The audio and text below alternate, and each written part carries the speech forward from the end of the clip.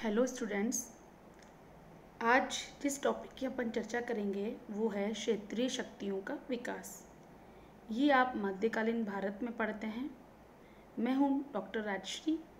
मैं आपको ये मध्यकालीन भारत का इतिहास बीए सेकेंड ईयर जो आपका फर्स्ट पेपर है उसमें आपको पढ़ा रही हूँ। इसके पिछले वाले वीडियोस में हम देख चुके हैं कि किस प्रकार दिल्ली सल्तनत का भारत में स्थापना हुई। सबसे पहले आपके जो दास वंश या कुतुबुद्दीन ऐबक जिसका संस्थापक था, उसके बाद हम इल्तुतमिश का अध्ययन कर चुके हैं, रजिया सुल्तान का कर चुके हैं। फिर देखते हैं खिलजियों ने इस साम्राज्य का विस्तार किया और दिल्ली सल्तनत की जो क्या कहते हैं उसको जो सीमा थी वो दक्षिण भारत तक भी जा पहुंची। यद्यपि अलाउद्दीन खिलजी ने दक्षिण के भारत को जीता, परंतु उसने एक कूटनीतिक योग्यता का परिचय देते हुए उन राज्यों को दिल्ली सल्तनत में सम्मिलित नहीं किया, अपितु वहाँ से राजस्व इकट्ठा करना चालू किया और उसने उत्तरी भारत के राज्यों तक ही अपने साम्राज्य को सीमित रखा।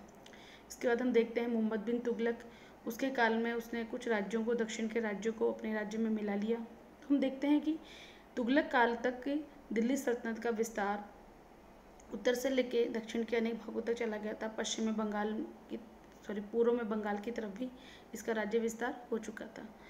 लेकिन मुगलों के पराभव के बाद के जो सैयद वंश हुआ, जो लोधी वंश हुआ, उस काल में सल्तनत की जो सीमा थी वो धीरे धीरे घटती चली गई, क्योंकि उस समय जो केंद्रीय शक्ति थी उसमें अयोग्य उत्तराधिकारी बैठे थे। वो जो उत्तराधिकारी थे उनकी इतनी स्थिति नहीं थी कि वो इन प्रांतीय राज्यों पर अपना अधिकार कायम कर सके, और इसलिए धीरे धीरे अनेक क्षेत्रीय राज्यों का उदय होने लगा। उन राज्यों के सूबेदार थे या सेनापति थे या वहाँ जो भी योग्य व्यक्ति था, वो उन राज्यों को दिल्ली सल्तनत से अलग कर अपने को एक स्वतंत्र राज्य की भांति वहाँ शासन करने लगा। इसी की कड़ी में हम देखेंगे कि अनेक राज्य थे, जैसे आप बंगाल की बात कर सकते हैं, गुजरात, मालवा, जौनपुर, खानदेश, विजयनगर, बहमनी, ये सभी राज्य इसी कड़ी में आते हैं। तो इस काल में जो दिल्ली सल्तनत थी वो इन राज्यों के साथ एक समान रियासत के टाइप की तौर पर बनने लग गई थी। उस समय ये दिल्ली सल्तनत पर कोई महत्वपूर्ण शासिका नहीं रही थी, अपितु अन्य प्रांतों की शासक की भांति ये भी एक शासन रह गया था। तो हम बात करेंगे सबसे पहले बंगाल की। जो बंगाल की हम बात करें तो इसमें देखते हैं कि जो आपने ये स्लाइड आपकी आंखों के सामने आ रही है, तो उसमें लिख रखा है कि किस प्रकार तुगलकों के पतन और मुगलों के उदय के मध्य भारत में अनेक प्रांतीय राज्यों का उदय हुआ। ठीक है। उत्तर भारत में आपके बंगाल, मालवा, जौनपुर, मेवाड़, गुजरात आदि प्रमुख थे। इसमें एक पॉइंट ये भी दे रखा है कि सभी राज्यों में अपनी सीमाओं को बढ़ाने के लिए और पड़ोसी राज्यों से युद्ध होते रहते थे, क्योंकि उसमें अब केंद्रीय शक्ति नहीं रही थी। जो सारे जो छोटे छोटे राज्य थे वो स्वयं में एक राज्य थे, और उन राज्यों की इच्छा थी कि हमारे राज्य की सीमा धीरे धीरे बढ़ती चली जाए, इसलिए अपने पड़ोसी राज्यों से निरंतर युद्ध करते रहते थे। इस युद्ध और लूटमार से देश के एक बड़े भाग में अशांति और अव्यवस्था व्याप्त हो गई थी। ठीक है। इससे क्या हुआ, इससे भारत के आर्थिक और सांस्कृतिक विकास को गहरा आघात लगा, क्योंकि आपको पता है निरंतर युद्ध होता रहेगा तो जो सारा जो अपना आर्थिक ढांचा होगा वो क्या होगा, वो अस्त व्यस्त हो जाएगा, क्योंकि आपको सेना पर ज़्यादा खर्च करना पड़ेगा। इसके अलावा जब किसी देश में युद्ध का माहौल होता है तो एक भय का माहौल होता है, तो आम आदमी जिस स्वतंत्रता से काम कर पाता वो समय नहीं कर पाता। तो वही स्थिति उस काल में थी, इसीलिए उस काल में सांस्कृतिक आघात को भी गहरा आघात लगा। अब हम बात करेंगे जो महत्वपूर्ण है वो है कि बंगाल। उस समय बंगाल जो था वो भारत के अत्यधिक समृद्ध प्रदेशों में से एक था। ठीक है। 1205 में मोहम्मद बिन बख्तियार खलजी ने बंगाल को जीतकर दिल्ली सल्तनत में शामिल किया था। इसके बाद जो बंगाल था वो सदैव मुसलमानों के राज्य में रहा, चूँकि लेकिन इसकी दिल्ली से अधिक दूरी होने के कारण अधिकांश सूबेदारों ने स्वतंत्र रूप से ही यहाँ कार्य किया। ठीक है। 1282 में बुगरा खान ने बंगाल में एक नए वंश की स्थापना की। बुगरा खान कौन था? बुगरा खान बलबन का पुत्र था। ठीक है। और वो स्वतंत्र शासक की भांति वहाँ क्या करने लग गया, व्यवहार करने लग गया, क्योंकि वो दिल्ली जो थी वो उससे क्या से बंगाल से दिल्ली बहुत दूर थी। और दूसरे क्या था कि जो दिल्ली थी वहाँ निरंतर मंगोलों के आक्रमण होते रहते थे, तो उनको उत्तरी पश्चिमी सीमा से एक भय रहता था, इसलिए अधिकांश राज्य थे वो बंगाल की तरफ अपना मतलब अभियान कम से कम करने की कोशिश करते थे। ठीक है। इसके बाद अलाउद्दीन खिलजी थे, उसने भी बंगाल के विषय में कभी ज़्यादा रुचि नहीं ली। गयासुद्दीन तुगलक ने अवश्य दिल्ली में प्रभुत्व जो उसको जमाने की कोशिश की थी। ठीक है, लेकिन मोहम्मद बिन तुगलक की मृत्यु के बाद क्या हुआ, ये वापस से दिल्ली से पृथक हो गया। फिरोज शाह तुगलक ने भी बंगाल को जीतने का असफल प्रयास किया। बंगाल में अनेक शासक हुए। ठीक है, गयासुद्दीन आजम शासक बना, उसके बाद आपके बारबक शाह सुल्तान बना, शमशुद्दीन सुल्तान बना, और आपके महमूद शाह द्वितीय शाह सुल्तान बना, हुसैन शाह बना। तो हम देखते हैं कि जो बंगाल में थे वो अनेक छोटे छोटे राज्य वहाँ राज्य करते रहे, और वो दिल्ली सल्तनत से दूर एक स्वतंत्र राज्य की भांति कार्य करते रहे।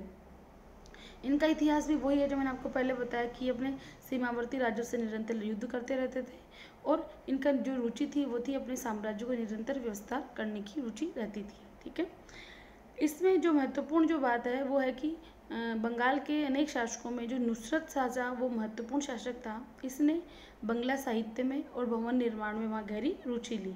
ठीक है, इसने वहाँ सोना मस्जिद का निर्माण कराया, जामा मस्जिद का निर्माण कराया, और महाभारत का बांग्ला भाषा में इसने अनुवाद करवाया। किसने? नुसरत शाह ने। बाबरनामा के अनुसार बंगाल का यह मुसलमानी राज्य तत्कालीन हिंदुस्तान में बड़ा शक्तिशाली था और उसको सम्मानित रूप से गिना जाता था। वुल्जले हैग जो एक राइटर हुए हैं, इतिहासकार हुए, उन्होंने कहा है कि बंगाल न तो दिल्ली सल्तनत के प्रांत के रूप में और न ही स्वतंत्र राज्य के रूप में ही कभी सजातीय मुस्लिम राज्य रहा। बड़े बड़े हिंदू जागीरदारों के अधिकारों में जो भूमि थी वह वास्तव में छोटे छोटे राज्यों के समान ही थी, और मुस्लिम शासक के प्रति उनकी राजभक्ति उसी प्रकार शासक के चरित्र बल पर अवलंबित थी जैसे स्वयं बंगाल के शासक की दिल्ली की सुल्तान के प्रति। सामान्यतः बंगाल के मुस्लिम शासकों ने अपनी हिंदू प्रजा के प्रति धार्मिक सहिष्णुता का परिचय दिया। ये वुल्जले हैग ने लिखा है। अर्थात इससे स्पष्ट होता है कि जो बंगाल का जो राज्य था, जो उसमें ऊपर तो जो उसके वहाँ जो शासन करते थे वो मुसलमान थे, लेकिन जो बड़े बड़े जागीरदार थे वो हिंदू थे, और वो अपनी जो हिंदू जागीरदार थे वो अपनी निरंतर अपना राजस्व चुकाते रहते थे और अपने क्षेत्र में एक छोटे शासक की भांति कार्य करते रहते थे।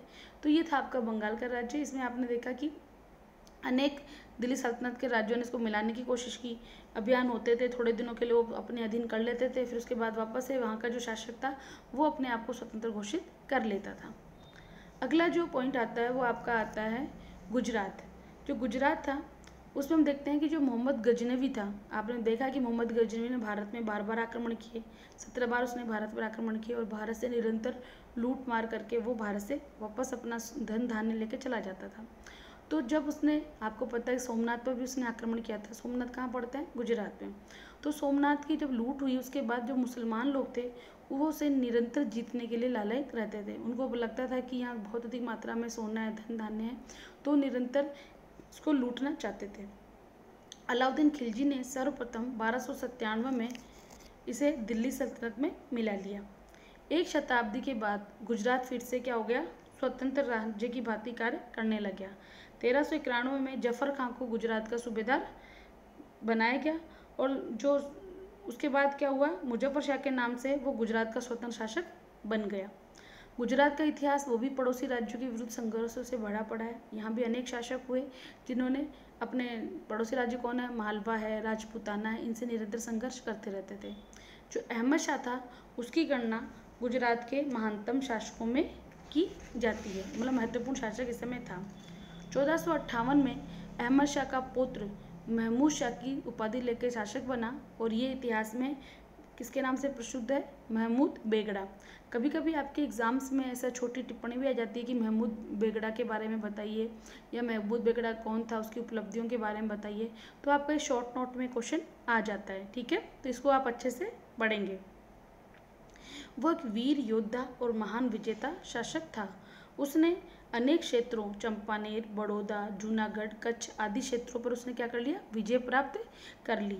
भारतीय शासकों में वो पहला शासक था। कौन? महमूद बेगड़ा, जिसने विदेशी शक्तियों की बढ़ती सामुद्रिक शक्ति के खतरे को गंभीरता से महसूस किया, और तुर्की और कालीकट के हिंदू राजा के साथ मिलकर 1507 ईस्वी में चोल बंदरगाह के निकट पुर्तगालियों को उसने क्या किया? पराजित किया था। 1509 में महमूद बेगड़ा की मृत्यु हो गई। तो हम देखते हैं कि उसके बाद भी अनेक शासक गुजरात में बने, लेकिन वो महमूद बेगड़ा जितने योग्य नहीं थे या उस जितने महान नहीं थे, ठीक है। और लेकिन जितने भी शासक हुए उनमें जो बहादुर शाह था वो भी महत्वपूर्ण सुल्तान था, उसने भी गुजरात को महत्वपूर्ण रूप से सबल बनाने की कोशिश की। तो हम देखता है कि इस प्रकार गुजरात भी निरंतर अपने आप को एक स्वतंत्र शासक की भांति करके कार्य करता रहा। अगला जो आपका आता है वो है मालवा। 1310 ईस्वी में अलाउद्दीन खिलजी ने इसे दिल्ली सल्तनत में मिला लिया, ठीक है। लेकिन तैमूर के आक्रमण के समय ये दिल्ली स्वतंत्र से क्या हो गया, स्वतंत्र हो गया। मालवा पर 2 मुस्लिम राजवंशों ने शासन किया। गौरी वंश ने 1401 ईस्वी से और खलजी वंश ने 1436 ईस्वी से 1531 ईस्वी थे, ठीक है, जब तक कि गुजरात ने मालवा को अपने अधिकार में नहीं ले लिया। आपको पता है कि बाद में जो गुजरात था वो निरंतर संघर्ष करता रहता था मालवा से, और उसने बाद में चल के गुजरात को अपने राज्य में मिला लिया था। इन जो मालवा के शासक था उसमें जो होशंग शाह था वो अत्यंत पराक्रमी वीर शासक था। उसकी जो कला स्थापत्य वगैरह में भी महत्वपूर्ण रुचि थी, और इसीलिए उसने मालवा में अनेक सुंदर सुंदर भवनों का निर्माण करवाया, जिसमें जामी मस्जिद, हिंडोला महल, जहाज महल, होशंग शाह का मकबरा, बाज बहादुर का महल, आपके रानी रूपमती का महल, ये सारे किसके द्वारा बनाए गए, आपके होशंग शाह के विरुद्ध बनाए गए। उसने जो पड़ोसी राज्य थे उनके विरुद्ध भी अनेक अभियान किए, अंत में उसकी मृत्यु हो गई। उसके बाद अनेक शासक बने, जैसे गयासुद्दीन बना, उसके बाद महमूद द्वितीय सुल्तान बना, अनेक राज्य बने, लेकिन वो सब इतने बहादुर नहीं थे। और अंत में 1531 में जो गुजरात के बहादुर शाह था उसने मालवा को जीतकर उसे अपने राज्य में मिला लिया। अगला जो आपका आता है वो आता है कि जौनपुर। जौनपुर जो था उसको 1359-60 में फिरोज शाह तुगलक ने इस नगर को बसाया था, ठीक है। इसके बाद कुछ समय तक तो ये दिल्ली सल्तनत के अधिकार में रहा, लेकिन बाद में चल के जो मलिक सरवर था, जो योग्य सेनापति था, उसने यहाँ एक स्वतंत्र राज्य की घोषणा की। मलिक जो वो था कौन, मलिक सरवर को सुल्तान मोहम्मद ने मलिक उस शर्क की उपाधि थी। मलिक उस शर्क का अर्थ होता है पूर्व का स्वामी। और जौनपुर में अनेक शासक हुए। जौनपुर का इतिहास भी वही था, ये भी पड़ोसी राज्यों से निरंतर संघर्ष करता रहता था। लेकिन उसका जो महत्वपूर्ण शासक था इब्राहिम शाह हुआ, उसने जौनपुर को सांस्कृतिक केंद्र बनाने में महत्वपूर्ण भूमिका अदा की। किसने, इब्राहिम शाह ने। उसने विद्वानों को उदारतापूर्वक आश्रय दिया और उन विद्वानों ने अनेक ग्रंथों की रचना की। इसने यहाँ अनेक भवनों का निर्माण भी करवाया। इसके बाद के शासकों के काल में दिल्ली सल्तनत से जौनपुर के निरंतर संघर्ष जारी रहे। दिल्ली सल्तनत का कोई भी सुल्तान जो थोड़ा योग्य होता था, जो चाहता था कि मेरी साम्राज्य का विस्तार हो, वो इन क्षेत्रीय राज्यों पर विजय प्राप्त करने की कोशिश करता था। उन्हीं में से एक था बहलोल लोधी, जो आपके लोधी वंश का शासक था। उसने 1479 में दिल्ली सल्तनत में जौनपुर को मिला लिया युद्ध करके। अगला जो आपका महत्वपूर्ण जो क्षेत्रीय राज्य आता है वो आता है आपका मेवाड़। मेवाड़ आपको पता है कहाँ स्थित है, ये राजस्थान में स्थित है। 6ठी शताब्दी में गोहिल नामक योद्धा ने मेवाड़ राज्य की स्थापना की थी। 1303 में अलाउद्दीन खिलजी ने यहाँ अभियान किया और चित्तौड़ को विजित कर लिया, ठीक है। चित्तौड़ में उस समय शासक कौन था, राणा रतन सिंह शासन था। अलाउद्दीन की मृत्यु के बाद जो गोहिल वंश था उसका एक राजा था राणा हमीर, उसने चित्तौड़ पर वापस विजय प्राप्त कर ली। इस प्रकार जो चित्तौड़ का जो साम्राज्य था वो बहुत महत्वपूर्ण था। मेवाड़ के अंतर्गत ही चित्तौड़ आता था, चित्तौड़ के अंदर ही कुंभलगढ़ आता था। ये जो किले थे ये सामरिक दृष्टि से अत्यधिक महत्वपूर्ण किले थे, क्योंकि आपका जो गुजरात से व्यापार होता था उसमें भी ये महत्वपूर्ण स्थल होता। साथ ही उत्तरी पश्चिमी जो सीमांत राज्य थे उधर ये, इसलिए इन जो क्षेत्रों पर विजय प्राप्त करना जरूरी था। इसलिए हर दिल्ली सल्तनत का शासक चाहता था कि इस पर उसका अधिकार रहे। परंतु जो राजपूताना था, जो उसके शासक थे, वो भी अपने वीर योद्धा थे और वो भी ज़्यादा दिन तक उनकी अधीनता स्वीकार करने वाले नहीं थे। महाराणा कुंभा इस जो मेवाड़ था उसका सर्वाधिक महत्वपूर्ण प्रतापी शासक था। महाराणा कुंभा ने आपको पता है कि अनेक विजय प्राप्त की, वो वीर योद्धा था। इसके अलावा उसने अनेक भवनों का भी निर्माण करवाया और एक विद्वानों का वो संरक्षक भी था। वो स्वयं भी एक अच्छा विद्वान था। इसके लिए उसको जो महाराणा कुंभा था उसके इतिहास में एक बड़ा महत्वपूर्ण स्थान है। उसके बाद 2-3 शासक और हुए। उसके बाद महाराणा सांगा जो था वो भी महत्वपूर्ण शासक था। उसे अंतिम हिंदू सम्राट के नाम से भी जाना जाता था। जो राजपूताना के जो अन्य राजा राव और रावल थे वो भी महाराणा सांगा का नेतृत्व स्वीकार करते थे। आपको पता है कि लोधी काल में ये महाराणा सांगा शासक था और जो 1527 में जो खानवा का युद्ध हुआ बाबर के विरुद्ध उसमें उसकी मृत्यु हुई थी। उससे पहले उत्तर भारत की राजनीति में जो महाराणा सांगा था उसका महत्वपूर्ण स्थान था। तो देखते हैं कि ये जो मेवाड़ का इतिहास रहा वो भी अपने आप में एक महत्वपूर्ण स्थान रखता है। और जब आप देखते हैं कि जब बाबर भारत में आता है तो उसने बाकायदा खुद ने जो अपनी बाबरनामा लिखा है उसमें इन सब रियासतों की उसने चर्चा की है। उसने बाकायदा बताया है कि जब मैं आया तो इस काल में भारत में छोटे छोटे क्षेत्र बटे हुए थे और हर क्षेत्र में अपने अलग अलग राज्य जो राजा थे वो राज्य कर रहे थे। लेकिन राणा सांगा जो अपने युग का सर्वाधिक महत्वपूर्ण हिंदू शासक था और बाबर ने भी दिल्ली सुल्तान जो इब्राहिम लोदी के बाद 1526 में युद्ध हुआ, उसके बाद 1527 में खानवा से युद्ध करके महाराणा सांगा को पराजित किया। उसी के कारण बाद वो उत्तर भारत में अपनी राजनीति को स्थापित कर पाया या अपना राज्य स्थापित कर पाया। तो हम देखते हैं कि जो उत्तर भारत के जो महत्वपूर्ण राज्य थे जिसके हमने आपको डिस्कशन किया इस टॉपिक में कि गुजरात है, आपका मालवा है, मेवाड़ है और बंगाल है, जौनपुर है।